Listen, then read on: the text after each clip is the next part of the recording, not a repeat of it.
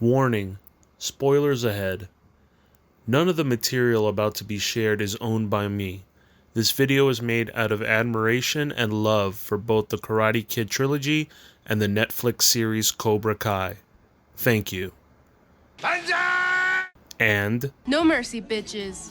Hey, this is Andrew, and this is another episode of The Glory of Love for Cobra Kai, and we're going into episode 6, King Cobra. So right now, one of the strongest relationships I see in this season is Johnny and Miguel. You know, it started off rocky, but right now they're solid again, and I love that because I didn't want to see that bond broken. So with them together, it's great to see that relationship back to like season 1 relationship. It's this student-teacher, father-son, very outgoing, fun spirit that they're both having. And the best part is Miguel, because Miguel right now, and he's done it in the past, he's teaching Johnny, and he had that great moment where he's yelling at Johnny, and he's yelling at him like a sensei and telling him to, you know, man up and do this, and let Kreese take over. And it's just a great moment because Miguel's been helping Johnny so much along the way, and like I've said in the past, Johnny would not be the person he is without Miguel. And as great as it is to watch their relationship grow even stronger, it's weird to think what's gonna happen with Robbie down the road. You know, that's still a tumultuous relationship that they have, and I don't know how that's gonna work out. But you know, it was a fun little moment they had with taking pictures for Allie for the Facebook, and you know, I don't know where the Allie relationship's gonna go with Johnny. What I did find interesting was when he's scrolling through her Facebook page, you don't see any pictures of the husband. You see pictures of the kids, see pictures of the dogs, see pictures of her, no pictures of the husband.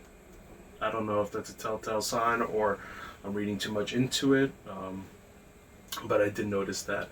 And we also have Miguel's relationship with Tori. Now, he hasn't seen Tori since the whole accident at the school, and they have that really awkward, tense moment at her job. And you know, I think this is the clear, decisive. This is the point where we definitely see Miguel break away from that Cobra Kai mentality, that mold, that whole atmosphere that Kreese, you know, made even worse and poisoned.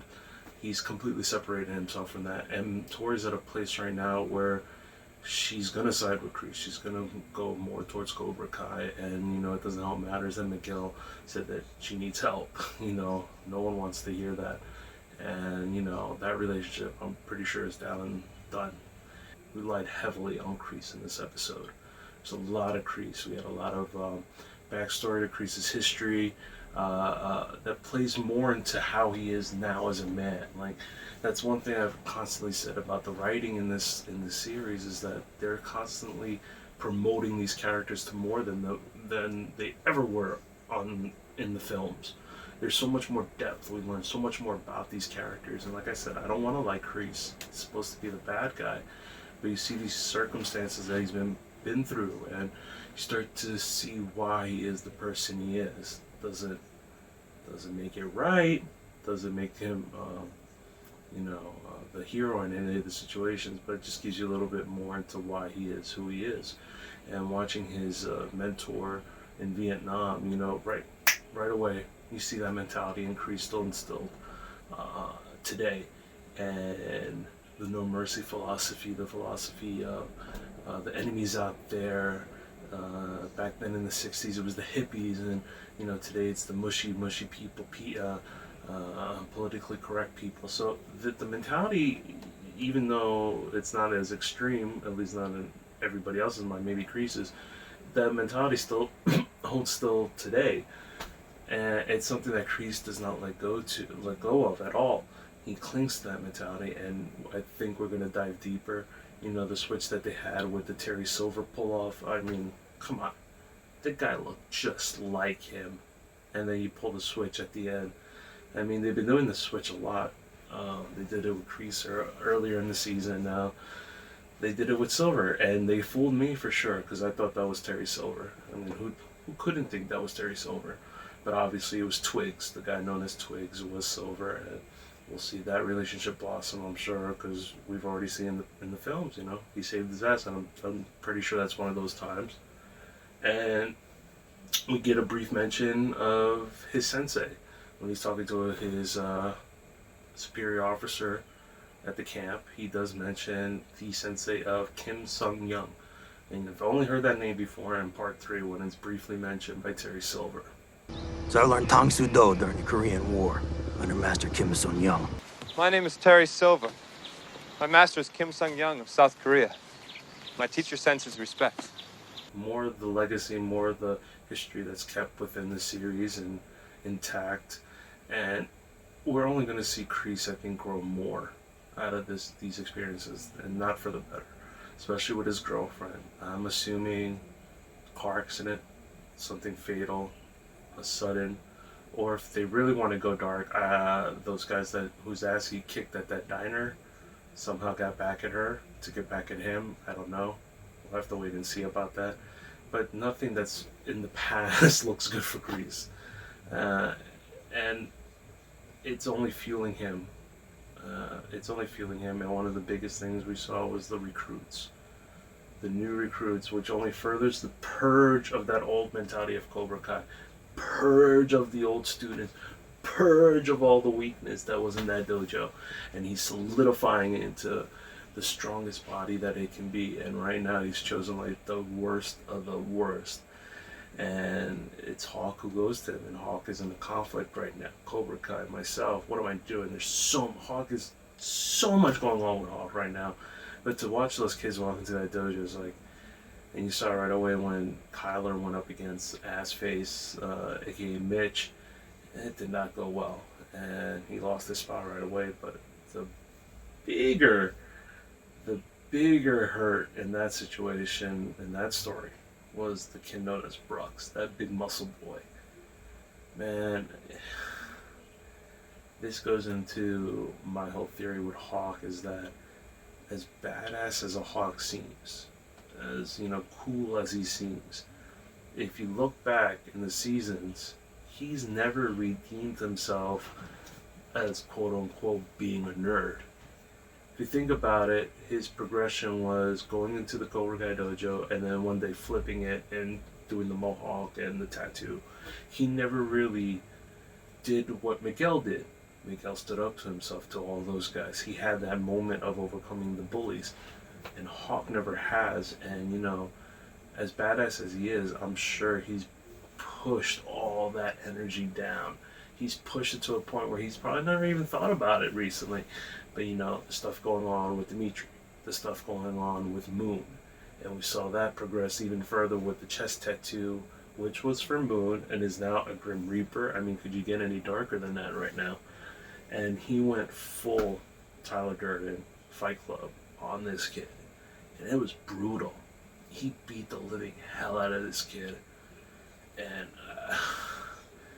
the ending with the spit and the slow motion and the prison stare afterwards, that stare down he gave to Kyler at the end, holy if he wasn't asserting his male dominance right there, he just pissed all over that mat and said, "This is mine." But it's at a point where he's a very, out of everyone in that dojo, he's the most fragile. He's the one that's conflicted so many different ways, and Kreese is trying to mold him. That smug smile he had watching him beat the hell out of this kid. I've said it in the past too, he's the Palpatine, and he's training Hawk to be this, but I don't think it's going to work. And what I don't think is going to work either is the stuff he's pulling with Tori. Right now he has Tori, like in that father-daughter relationship.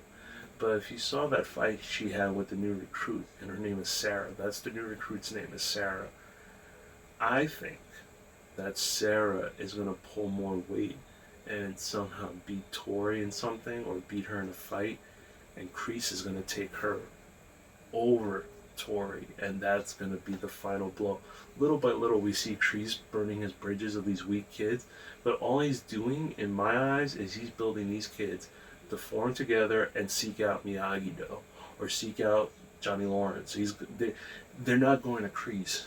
Kreese might have all the muscle right now. He might be building up his strength and his numbers and his army, but I think he's his own worst enemy right now, and he's gonna pay for it for everything he's doing right now. I mean, with everything that's going on, I think the Cobras and the cars is the least of everyone's worries. I mean, he called open season on teenagers. So I suggest you prepare your students for battle. Because now, it's open season. I mean, if that's not a cynical fuck, I don't know who it is, but, you know, a lot of things were beat up, literally beat up. I mean, it's revving up now, and now we're getting to this point where everything's going right now, like, what's gonna happen with Daniel and Kreese. Amanda's in the mix now, too. She thought she could handle it her way. Obviously, that didn't work. More backstory with Kreese. Friction between Hawk, Tori, and the students in the dojo now. Kreese asserting his dominance over everyone and trying to really show it's his go, it's his turn to take over. And then you have Miguel and Johnny, you know, it's like they're waiting their time. They're biding their time, waiting in the wings. I don't know. A lot of good stuff rolling right now, so I can't wait till episode 7. So again, my name's Andrew. This is The Glory of Love for Cobra Kai, and I'll see you for episode 7.